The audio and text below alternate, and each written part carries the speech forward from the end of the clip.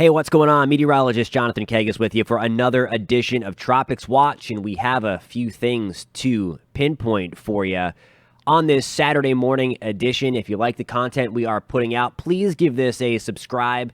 Hit the subscribe button and the little bell that pops up next to it. That will give you updates anytime there is new content published on the clickorlando.com News 6 YouTube channel. And also hit me up on Facebook if you have any questions. Jonathan Kagas News 6. You'll see that scrolling at the bottom of that crawl there. And then also on Twitter at Jonathan Kagas. We put a lot of content on there in between these YouTube Tropics Watch updates. So find me over there. We talk a lot about the tropics. And if you were watching yesterday on either my Twitter feed at Jonathan Kagas or my Facebook page, we were talking a lot about the disturbance that is now Tropical Storm Colin. There we go. Newly named as of the 5 o'clock advisory by the National Hurricane Center there. Now the center is back on shore. It's doing a little jumping back between the ocean and onshore here, but strengthened enough to allow this to be named. It was producing tropical storm force, sustained winds early this morning, even late Friday night, but officially being named at the 5 o'clock advisory by the Hurricane Center. Still packing winds sustained of about 40 miles an hour. Gusts of about 50 miles an hour as it moves off to the north and east. Certainly that flare-up of thunderstorm activity, most of that is offshore, but some very gusty winds, a lot of heavy rain along the Georgia and South Carolina coast yesterday.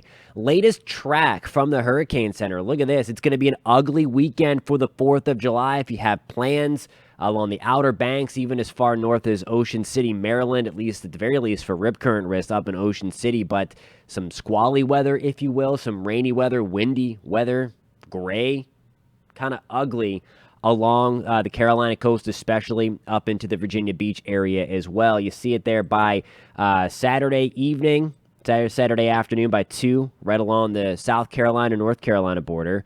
And then closer toward the Outer Banks, at least getting there as we get into early Sunday morning, over the Outer Banks of North Carolina by 2, at least the center. Again, that tropical, nasty, squally weather is going to be there through most of the weekend. And then by early 4th of July, Monday, most of that moisture is pulling off. So I think you can salvage the last half of your Sunday into the 4th of July along the Carolina coast. But it's going to be kind of gray, windy, rainy, and then rip current risks especially going to be elevated really through the Carolina coast and then up into Virginia Beach, even getting into Ocean City, Maryland, the Delaware coast as well. So just keep that in mind if you have plans along that side of the deal. Certainly, this is a system we were watching. It kind of spun up. It was the system that was paralleling the Florida coast by the middle of last week, Wednesday, Thursday, into Friday, and it was working its way up the Georgia coast on Friday. And then as it was in here yesterday, it really looked like it was a tropical depression. It was meeting the characteristics. Certainly, you have to watch for that any single time that you get a storm close to the Gulf Stream. You can clearly see where the Gulf Stream is. That is this big patch there of that dark red color, that rust color. I'm going to show you the water temperatures here. Look at this. This is where the Gulf Stream is. 86-degree water temperature, 87. You see the difference there. Closer to the coast, it's still plenty warm for a tropical system to get going. You need about 80-degree weather, 80-degree water temperature, I should say, for these things to get rolling, and plenty warm enough. Low to mid 80s right off the coast of South Carolina. So certainly no surprise. Climatologically, it's one of the spots where we look for development. So again, there you have it. Early Saturday morning, Tropical Storm Colin was born, now the third named system of the Atlantic hurricane season. These are the current wind speeds as of 8 o'clock in the morning. Some buoys recording wind speeds of 30 to 40 miles an hour. Again, greater than 39 is tropical storm force, and we certainly had that earlier this morning as well, which again prompted the naming of Colin as it met all of the other requirements. The thunderstorms firing, really blossoming around its center as well. And again, a low-grade tropical storm, but nonetheless bringing tropical storm conditions to the Carolina coast for a lot of Friday, and that's going to continue through northern South Carolina, most of North Carolina, and then as it moves up towards the Virginia Beach area, and eventually back out to sea. On the other front, what we were talking about last week on Tropics Watch was Tropical Storm Bonnie. Finally got its act together. And again, thankfully, it didn't do it sooner. It was moving very quickly. This thing really tried to explode right before landfall. That was to be expected in the Western Caribbean. The conditions were atypically very, very good for a late June, early July setup in the Western Caribbean. But now we have Bonnie officially made landfall late Friday night right along the Nicaragua, Costa Rica border, brought a ton of heavy rain.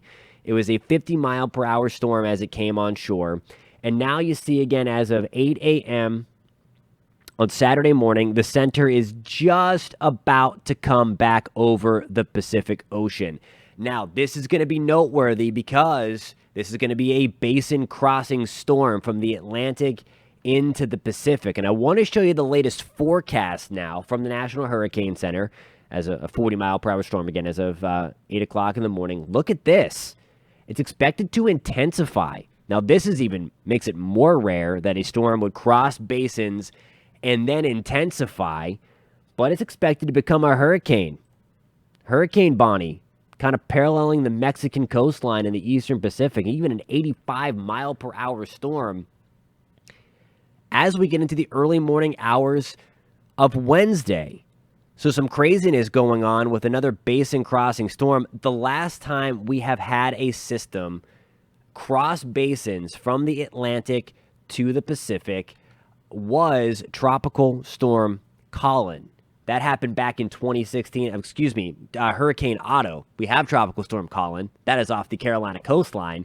But the last time we had a system cross basins was Hurricane Otto back in 2016. You see it doing a little dance here in the Western Caribbean, then intensifying before it made landfall kind of in the same area as Bonnie, right along the Nicaragua, Costa Rica coastline. But then it weakened as it kind of worked its way, and it stayed a tropical storm.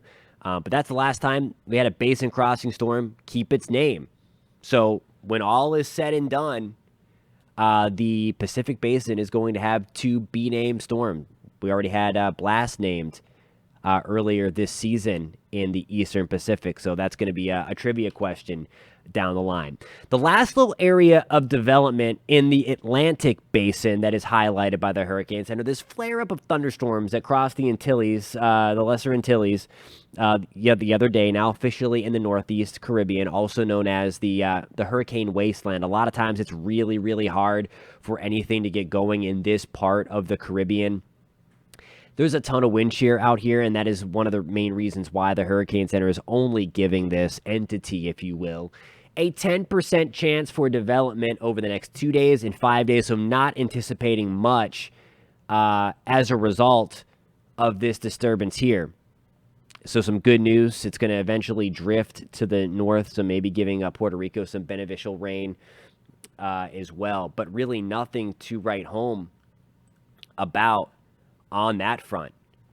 We're going to keep things mainly quiet beyond what we are tracking in the Atlantic already, which is going to be Bonnie and Colin. Again, Bonnie really leaving the Atlantic Basin, and then Colin that's going to make again for that ugly 4th of July weekend for a lot of the mid-Atlantic coast. So some nasty stuff there. Wider view of the basin again, really not much going on. I'll show you that basin again as we take the Atlantic Basin as a whole. There's that disturbance we're watching, another little wave off of Africa. That's not going to be much. And then a whole lot of quiet weather. I really think for the next couple of weeks through the middle of July, we may have a little something pop in between, but the basin as a whole is not going to be very conducive for development, so some good news there. We're going to watch towards the second half of July for things to start rolling again. Alrighty, guys, so again, we are 3 storms in now to the Atlantic hurricane season as we've just started July. Things should quiet down for the next couple of weeks, and then we will look toward the second half of July for a little bit of an uptick in tropical development again, some large-scale features at work, and we're going to get into that in our next episode of Tropics Watch. Look for that to drop on Sunday morning. Thank you guys so much for tuning in. Again, if you like the content that we are putting out, please hit me up on Facebook, Jonathan Kegas News 6 on Facebook, at Jonathan Kegas on Twitter. And again, don't forget to subscribe